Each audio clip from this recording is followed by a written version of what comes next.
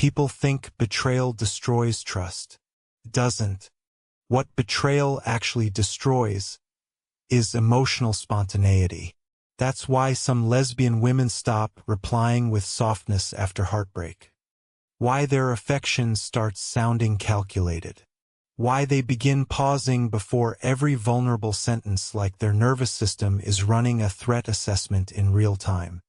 Because after betrayal, love stops feeling emotional and starts feeling strategic. That changes people. Quietly.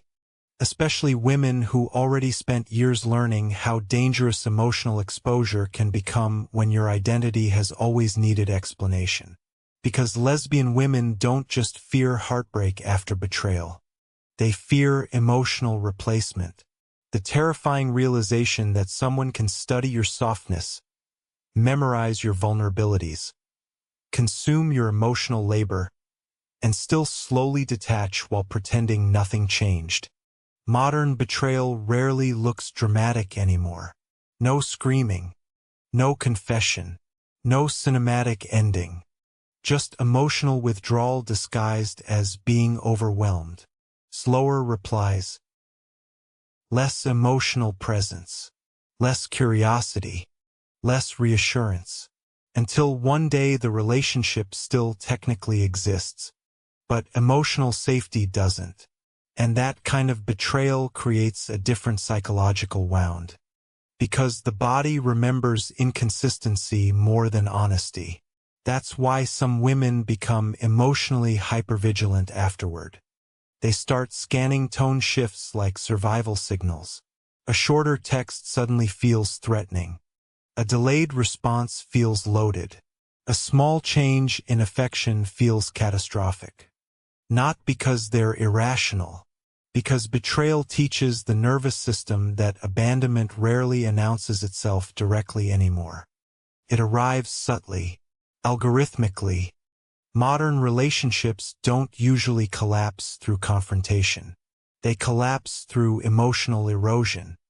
And lesbian relationships often intensify this damage because emotional intimacy tends to develop faster. Deeper conversations happen earlier. Emotional dependency forms quicker.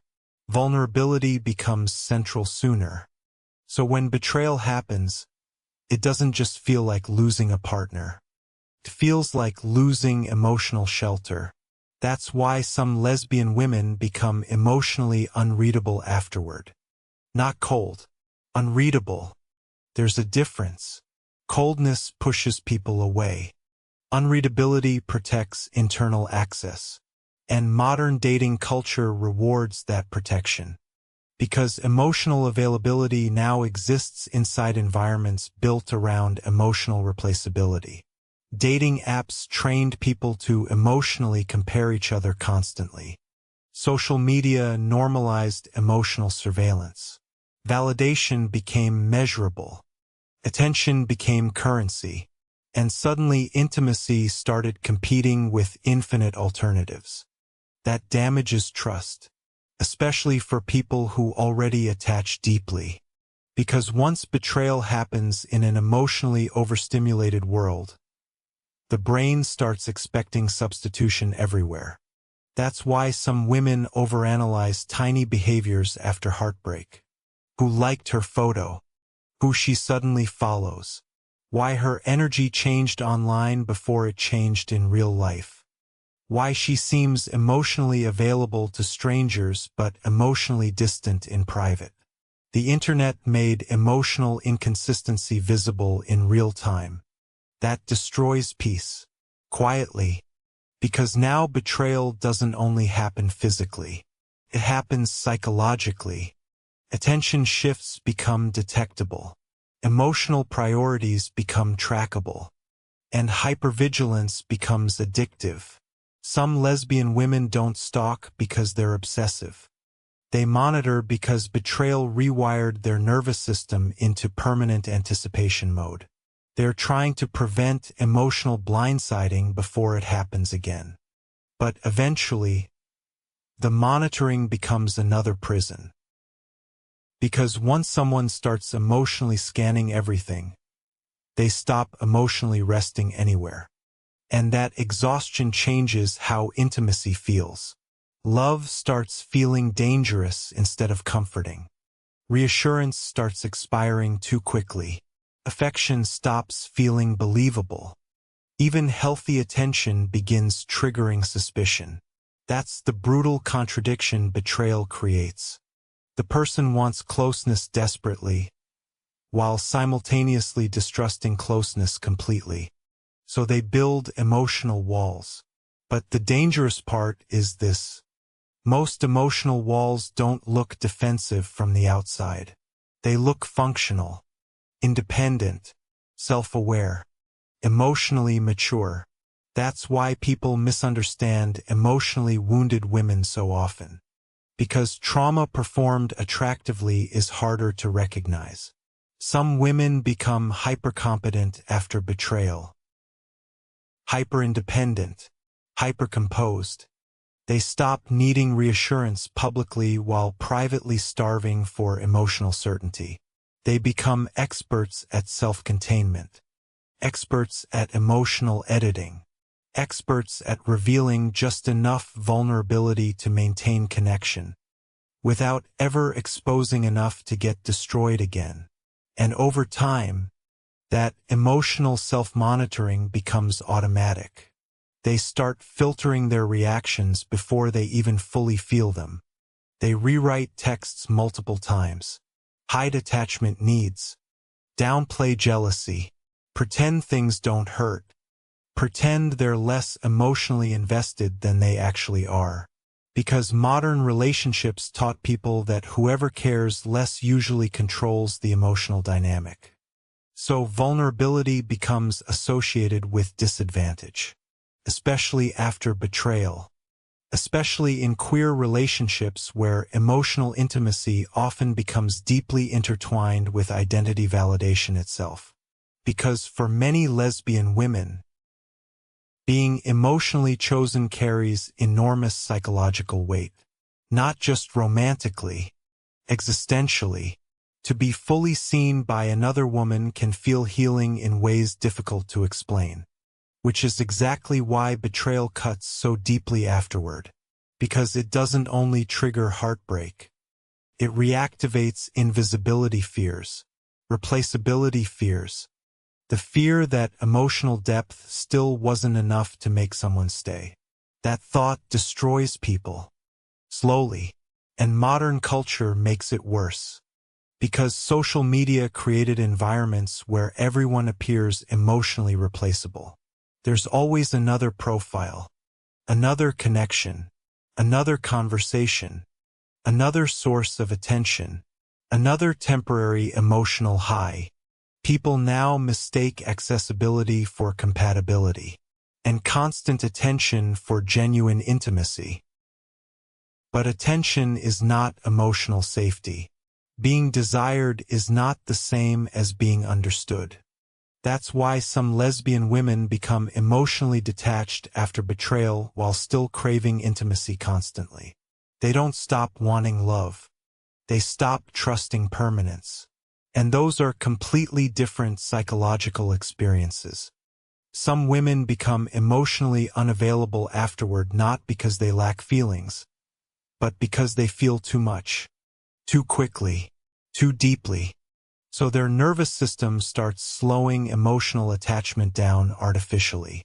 They hesitate before commitment, delay emotional expression, keep parts of themselves hidden, maintain backup emotional exits. Not because they're manipulative, because betrayal taught them emotional unpredictability can arrive without warning. People think walls are built from bitterness. Most are built from exhaustion, emotional exhaustion, the kind created by repeatedly translating your needs while still ending up misunderstood. That's another hidden psychological wound many lesbian women experience after betrayal. Emotional translation fatigue. The exhausting realization that even after explaining yourself carefully, communicating openly, being emotionally patient, someone can still slowly stop understanding you. Or worse, stop trying to. That changes how safe honesty feels afterward. Because eventually vulnerability starts feeling inefficient. Why expose deeper emotions? If emotional convenience always seems to win, modern relationships reward digestible emotions. Simple emotions. Convenient emotions. But real intimacy is inconvenient. It requires patience, consistency, emotional endurance. And many people today are emotionally overstimulated but emotionally underdeveloped. They want intimacy without unpredictability, depth without maintenance, connection without emotional responsibility. So some lesbian women adapt by shrinking emotional expectations instead. They stop asking for reassurance. Stop expecting consistency. Stop expecting emotional clarity. Not because they healed, because disappointment became easier than hope. And that emotional resignation can look incredibly calm from the outside. That's the disturbing part. Some emotionally wounded people look the most emotionally stable publicly. Meanwhile, internally, they're permanently preparing for emotional abandonment. Even during happy moments, even during intimacy, even while laughing, part of them is already rehearsing loss, already calculating emotional distance, already preparing survival strategies for an ending that hasn't happened. That's what betrayal does when the nervous system never fully recovers. Turns love into anticipation management. And eventually, some women become so skilled at emotional self-protection that nobody realizes how lonely they actually are. Because loneliness after betrayal doesn't always look isolated. Sometimes it looks socially functional, desired publicly, understood privately by almost nobody. People look at them and assume they moved on because they appear composed. But composure is not peace. Sometimes composure is emotional containment. Sometimes the strongest-looking people are simply the best at hiding emotional fatigue. Especially women who learned early that emotional intensity makes people uncomfortable. So they minimize themselves instead. Become easier to handle. Less demanding. Less reactive. Less emotionally visible. Until one day they barely recognize their own emotional needs anymore. That's the darkest part of prolonged emotional self-protection. Identity erosion. The gradual loss of emotional authenticity caused by constantly adapting yourself around potential abandonment. And the terrifying thing is, modern dating culture quietly rewards this fragmentation. People praise emotional independence while secretly starving for emotional safety. People celebrate detachment while privately craving reassurance. People perform confidence while internally fearing replacement constantly. Everyone looks emotionally accessible online. Almost nobody feels emotionally safe offline. That contradiction is destroying intimacy. Quietly. Because relationships now survive on performance longer than understanding. People know how to appear emotionally intelligent, how to communicate correctly, how to sound self-aware, how to post vulnerability aesthetically. But emotional performance is not emotional presence. And betrayed people notice the difference faster than anyone. Because once someone has been emotionally blindsided deeply enough, they stop listening to words first. They start studying patterns. Consistency, energy shifts, silences, micro-withdrawals, emotional timing. That's why some lesbian women become emotionally exhausting to themselves after betrayal. Their brain never fully stops analyzing, never fully relaxes, never fully believes safety is permanent. And eventually, Even love starts feeling mentally loud. That's the tragedy nobody talks about. Some people don't lose relationships because they stopped loving deeply. They lose the ability to feel safe while loving deeply. There's a difference, a devastating one, because humans can survive rejection more easily than prolonged emotional uncertainty. Uncertainty keeps the nervous system trapped between hope and danger simultaneously. And that psychological state slowly drains people from the inside, especially people who already spent years trying to feel emotionally understood in the first place. That's why betrayal hits lesbian women differently sometimes. Not universally, but deeply, because for many of them, love was never just romance. It was refuge, recognition, emotional visibility, a place where they hoped they could finally stop performing survival versions of themselves. So when betrayal enters that space, the grief becomes existential, not just relational. And eventually some women stop building walls because they hate people. They build walls because they miss who they became before betrayal taught them emotional safety could disappear without warning. That's the real tragedy. Not becoming cold, becoming unfamiliar to yourself. Quietly, over time, without noticing the exact moment it happened.